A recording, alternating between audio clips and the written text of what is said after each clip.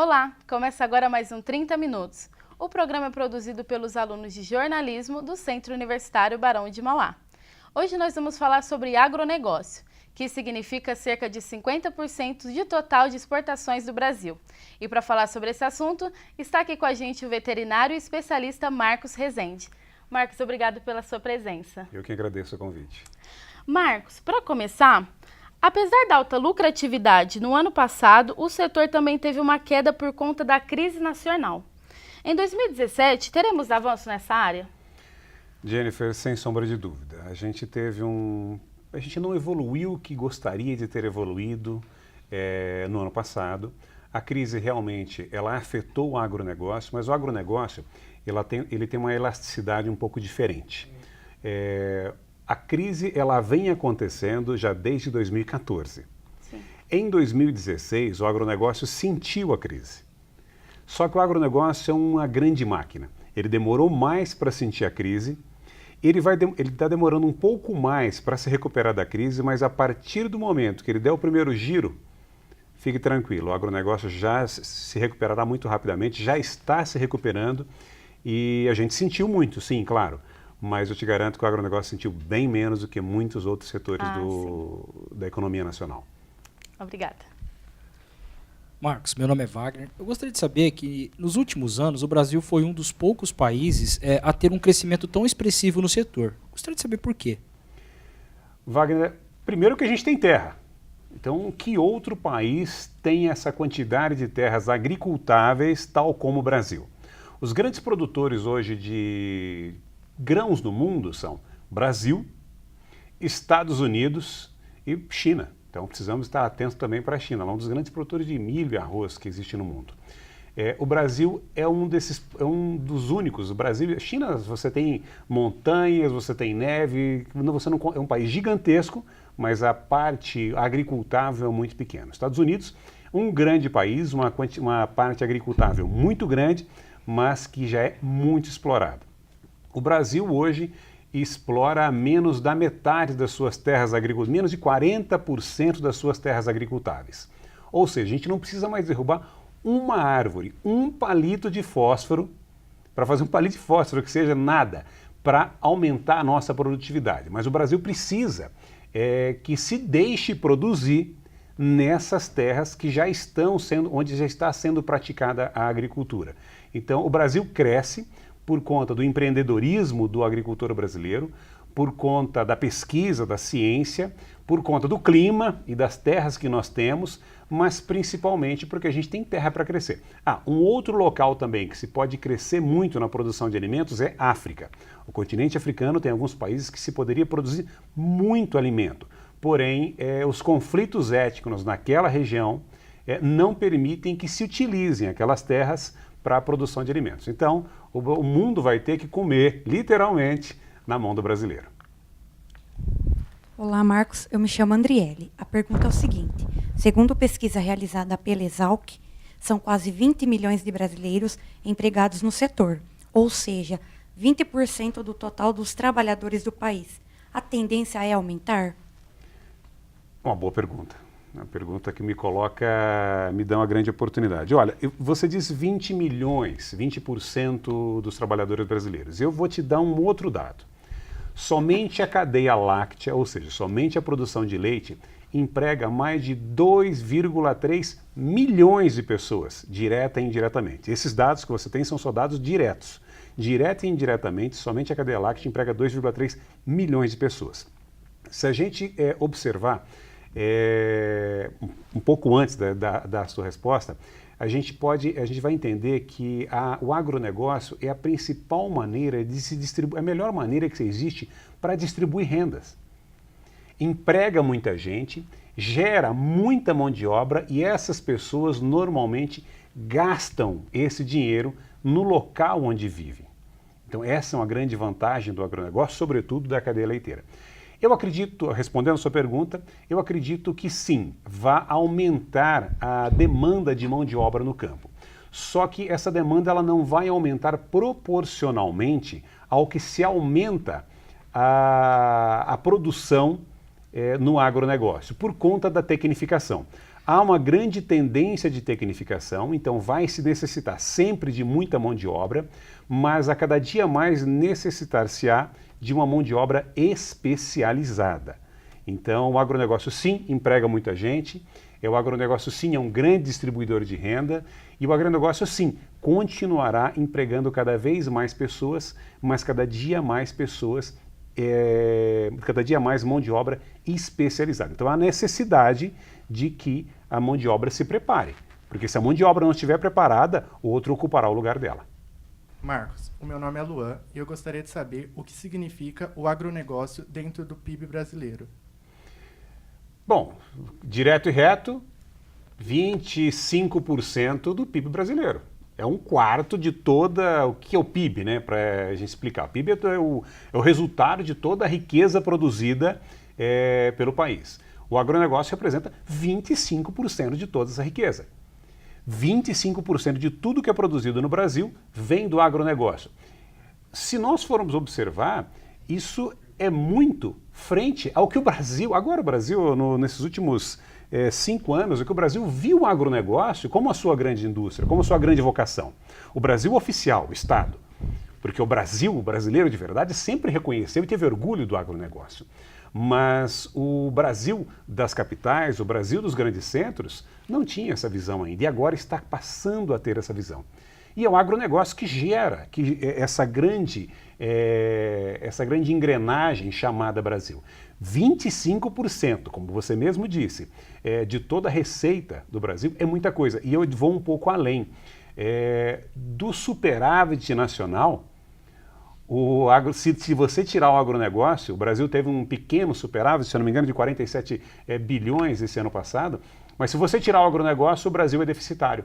Ou seja, além de produzir muito, a gente produz produtos que dão lucro para a balança comercial brasileira. Então, emprega bastante, dá lucro e vai continuar dando. Então, o Brasil tem que ter orgulho do agro. Eu participo, eu faço parte, eu tenho orgulho do agricultor e do agro brasileiro. Olá, Marcos. Meu nome é Natália e eu gostaria de saber se um gato doente pode levar a doença ao consumidor. Depende. Pode e não pode. Se o consumidor ingerir carne de um animal doente, dependendo da doença, sim, ele poderá contrair essa doença ou alguma outra. Se ingerir o leite de um animal, exemplo, vamos vou voltar a ser veterinário agora. Uma vaca brucélica, a gente chama uma vaca que tem brucelose é uma doença que acomete os bovinos.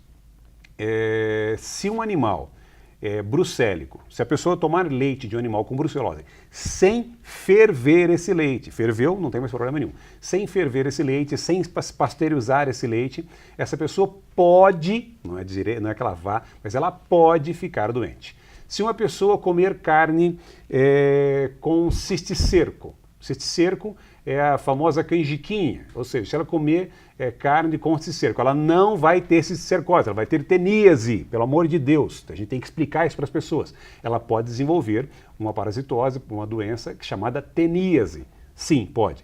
Mas como é que isso não acontece? Porque no Brasil, valeria uma outra pergunta, eu já faço ela para você. No Brasil existe um sistema de fiscalização muito sério e um dos melhores do mundo, Serviço de Inspeção Federal, o CIF, que é feito pelo Ministério da Agricultura, Pecuária e Abastecimento, um mapa, que eu te dou plena e absoluta certeza. Se você comer uma carne cifada, que a gente dá esse apelido, se você comer uma carne com CIF, uma carne inspecionada, te dou 100% de certeza, você não corre esse risco, porque o nosso sistema de fiscalização é muito sério e um dos melhores do mundo.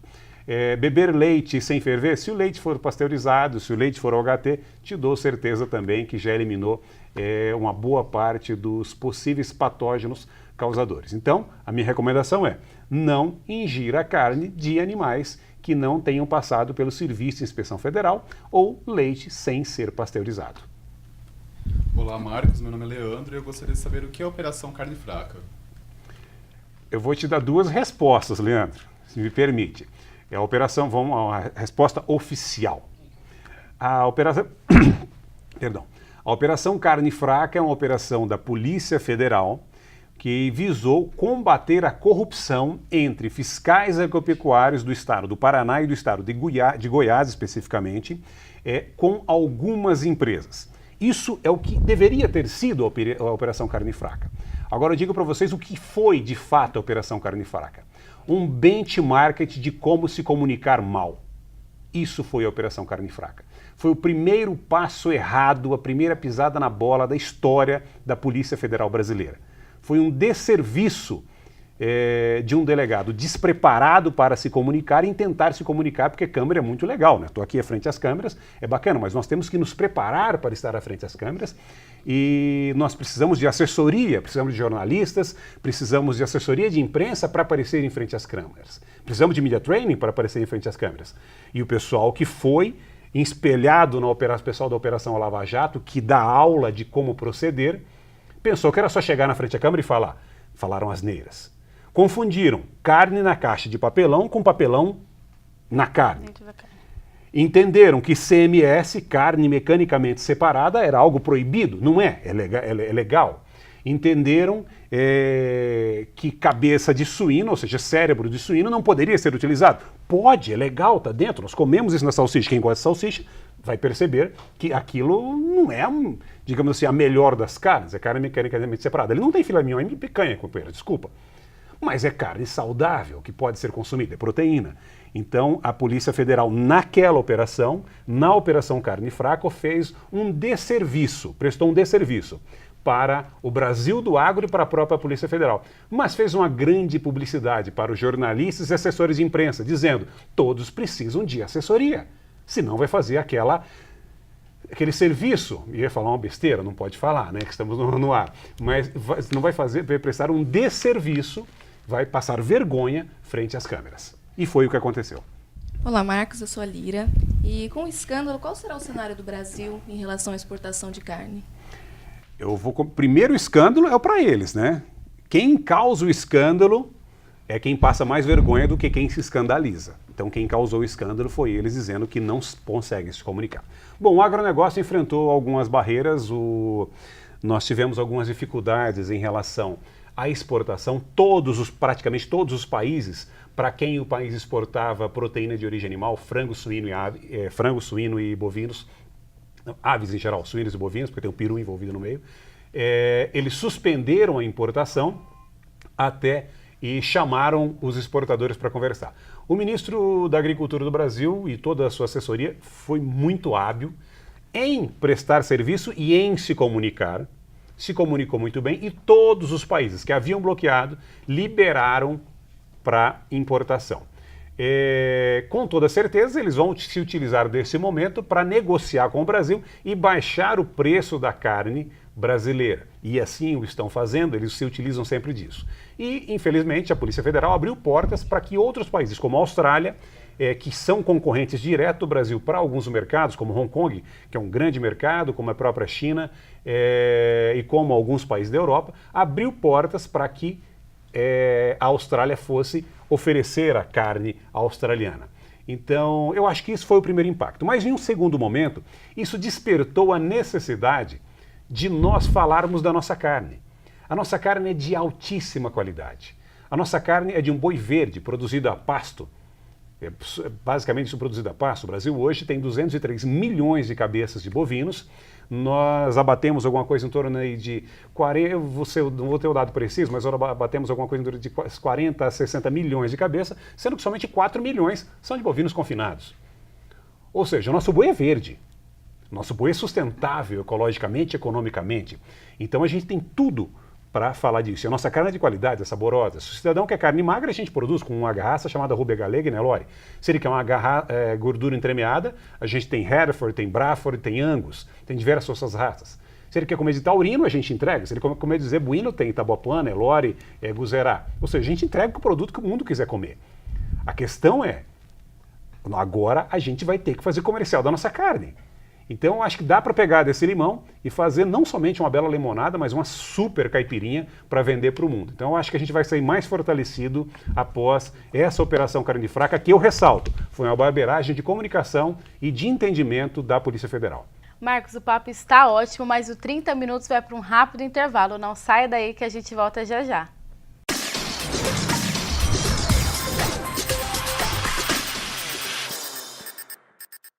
Até onde você iria para saber mais? Para ter novos conhecimentos? Para ter plenas convicções? Vá para um lugar onde as pessoas apoiam você, acreditam em seus sonhos, onde além da teoria se aprende na prática. Um lugar onde todo mundo pensa e faz.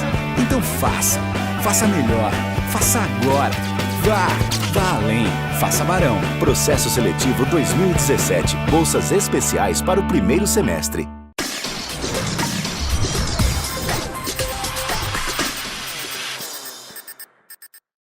Voltamos com o último bloco do 30 Minutos. E hoje estamos recebendo o veterinário Marcos Rezende, que fala sobre o agronegócio. Marcos, por sinal, Ribeirão recebe em maio mais uma edição da AgriShow. O que significa essa feira para o agronegócio? A AgriShow é uma das maiores feiras de negócios do agronegócio nacional, junto com o Esteio, no Rio Grande do Sul, a Expo Inter. Elas são as duas maiores feiras do Brasil, não sei dizer quem é maior que a outra, elas brigam sempre, dizendo em negócios, em tamanho, mas são duas grandes feiras. A AgriShow ela tem como característica abrir esse circuito de grandes feiras, e ela tem uma característica de ter sido, acho que uma das primeiras, mas a que mais reverberou em relação a feiras de negócios. Então, na AgriShow é apresentado para o agronegócio nacional, e vem muita gente de outros lugares, de outros países também, para ver novidades tecnológicas, para fazer negócios, comprar carro, comprar máquinas agrícolas. Então, eu acho que é uma vitrine, é uma grande vitrine do agronegócio nacional. Ela é muito focada em máquinas agrícolas, mas também apresenta questões de produtos para os animais também, de produção, equipamentos para fenação, equipamentos para ensilagem. Ou seja, agora com essas novas tecnologias, eu tenho certeza que na AgriShow a gente vai ver muito drone e muito aparelho, muitas máquinas operadas por GPS. Então, eu acho que a AgriShow é quase que obrigatória para todas as pessoas que são do agronegócio nacional, pelo menos uma vez a cada 2 anos, tem que visitar a AgriShow, ver o que acontece, aí, por consequência, tem que vir a Ribeirão, tem que gerar a nossa economia, tem que gastar dinheiro com Ribeirão, mais uma vez, mais um momento que o agronegócio faz o mercado girar. Obrigada. Olá, Marcos, eu sou o Lincoln. Tirando a comida, em que outros setores convivemos com produtos dessa área do agronegócio? Lincoln, essa é uma pergunta gostosa de responder. E eu diria que em tudo, praticamente. A luz que permite que os canais estejam no ar, que nos ilumina aqui, ela vem do agronegócio, uma boa parte dela, ou quase a totalidade dela. Afinal de contas, as usinas de cana têm, na queima da palha de cana, combustível para a geração de energia. A água que gira as turbinas das usinas hidrelétricas no Brasil, as nascentes não estão nas cidades, elas estão no campo. E quem preserva as nascentes? Os ecologistas, o ecoxiita, que está em Copacabana com todinho e com ar-condicionado ligado, que está na Avenida Paulista, comendo danete? Não, é o agricultor, que está lá preservando as nascentes, que vão descer, correr para os rios, que vão chegar nas usinas e vão gerar as turbinas. O agronegócio é energia, é agronegócio. A camisa que você veste provavelmente é de algodão. Não é de seda, mas se fosse tanto de seda como de algodão, seria do agronegócio. E se você for usar uma camisa, prefira tecidos naturais, fibras naturais, porque elas são naturalmente biodegradáveis, não vão cair nos rios, não vai no seu esgoto, não vai cair no rio, depois vai poluir os oceanos infinitamente, eternamente praticamente. O sapato que nós vestimos, de couro, é agronegócio. Ah, mas usa o tênis, é látex, é agronegócio. Ah, o creme que você passa na pele, ah, ótimo, pode ter certeza, esse colágeno vem do agronegócio.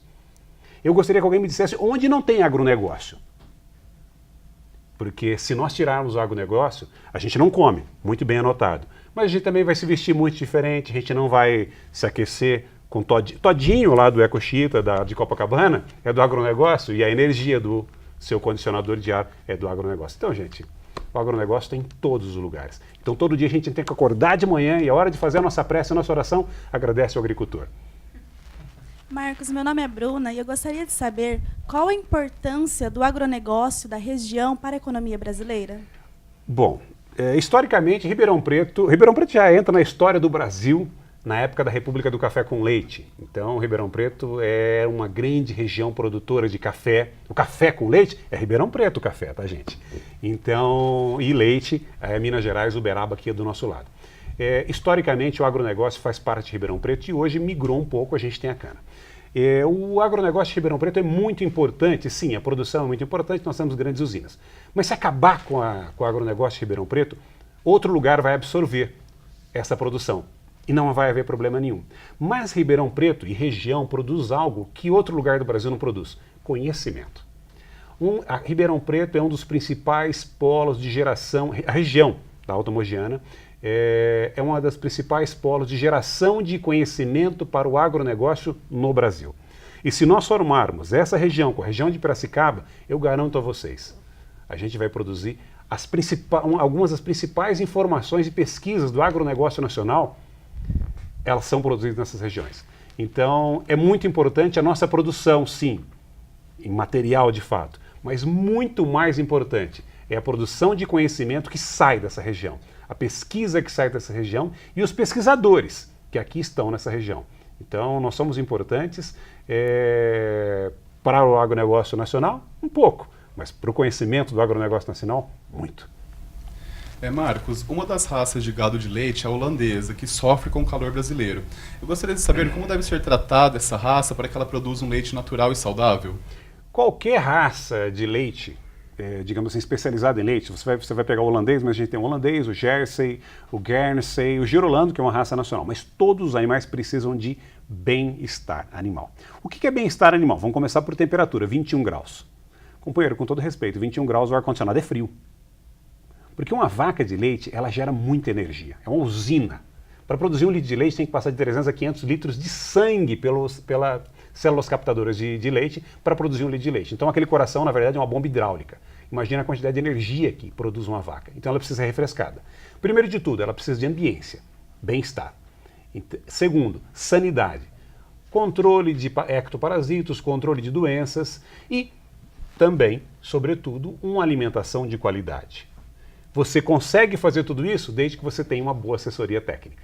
Sem assessoria técnica, com todo respeito, você não vai ter um leite de qualidade e você não vai ter um animal com bem-estar animal. Porque o agro se preocupa com o bem-estar animal. Produzir leite de qualidade, com bem-estar animal, longevidade da vaca e com lucratividade, isso é agronegócio.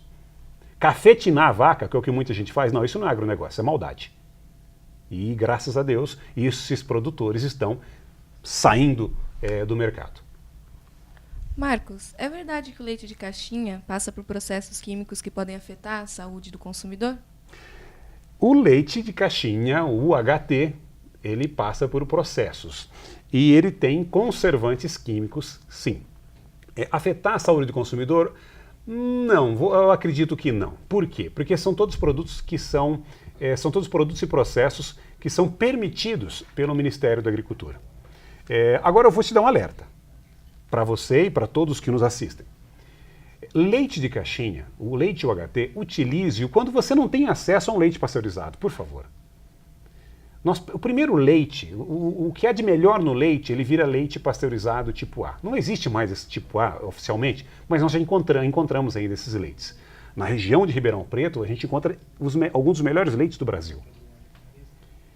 O segundo vai virar queijo, iogurte e outras coisas. O leite que não serviu para nada disso, ele vai para uma caixinha com 4 lâminas, a um abrigo da luz, sem contato com o ar e ainda assim precisa de conservante. Depois de aberto, tem que ser consumido em uma semana. Então, vamos lá, né? Vamos escolher uma marca. Se você vai escolher um UHT de qualidade, vai ser obrigado a escolher um UHT, porque é interessante tomar isso aí, porque é mais fácil. Existem excelentes UHTs, tão bons quanto alguns pasteurizados.